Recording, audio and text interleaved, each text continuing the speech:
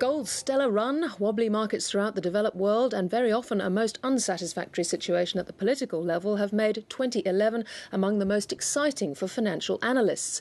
Andrew Palmer, finance editor of The Economist, makes it his business to be across all these factors. Based in London, he's out here for The Economist Bellwether Series conference, and I spoke to him earlier. Andrew Palmer, welcome to the programme. Thank you. Well, now, over the weekend, I thought, here we go again. We've got this massive plunge. We had shocking figures out of the US. And on Monday morning, we're still back here at the edge of the cliff, but still on the cliff.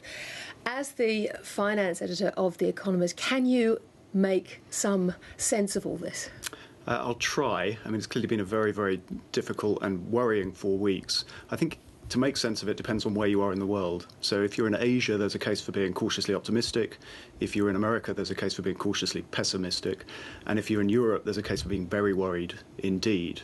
You think Europe is the most alarming place? I absolutely do. I think there are huge structural problems there, both economic and, more worryingly, political, which makes it very difficult for Europe to resolve the debt crisis that it's been grappling with for well over a year now.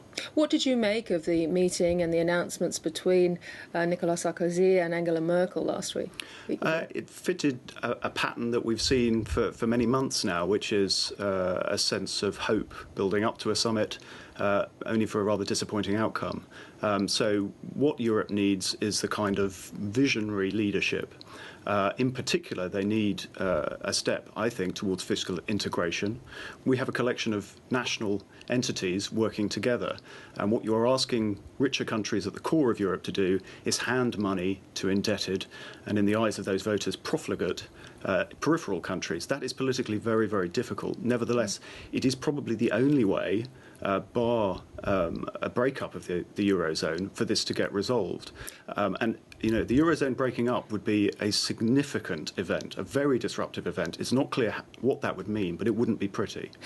You are an international banking specialist as well. Now, one of the other developments is that we've got US banks are stretched at the moment, but we've now got European banks, which, in the eyes of the US Federal Reserve, are now of major concern.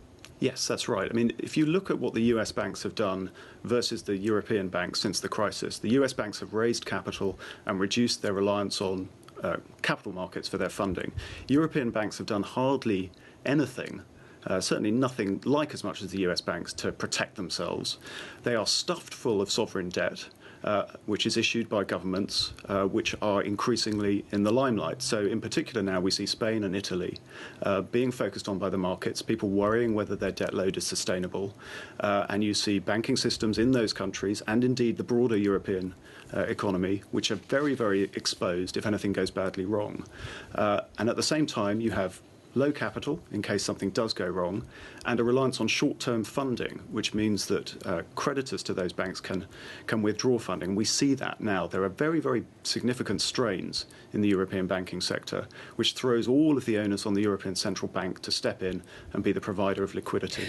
Talk of global recession just won't go away. And over the weekend in the US, the Bank of America Merrill Lynch economist said, and I quote, there's a 35% chance of recession in the US in the next year. But if the stock market weakness persists, we're going to keep raising those odds. So weak markets could actually drive a recession.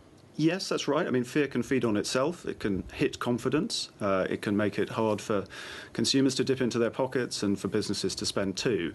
I mean, I think actually what we've seen in the last 4 weeks with market jitters is not so much new information emerging, just a realization that, firstly, it takes a very long time for economies to recover from the kind of debt binge that we were on prior to 2007. So what do you put the chances of a recession at? I'd probably say, one in three sounds about right at the moment. I mean, a lot will depend actually on what happens on Friday when Ben Bernanke, the Federal Reserve chairman, gives a speech where he will lay out his policy response to what we've seen recently. So markets are hoping for some kind of big gun to be brought out. The trouble is everyone is running out of road in terms of the policies that they can use.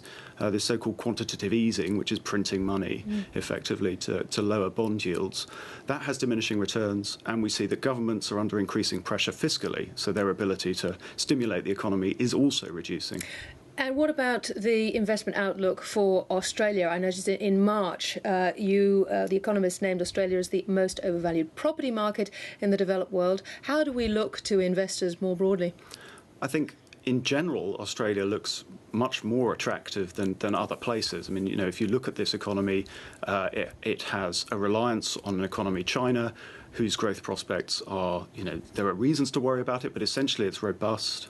It has, commodities are probably the better assets to be in at the moment. Its unemployment rate is low. Its budget position looks good. So in general, this looks like a good place to invest relative to other places.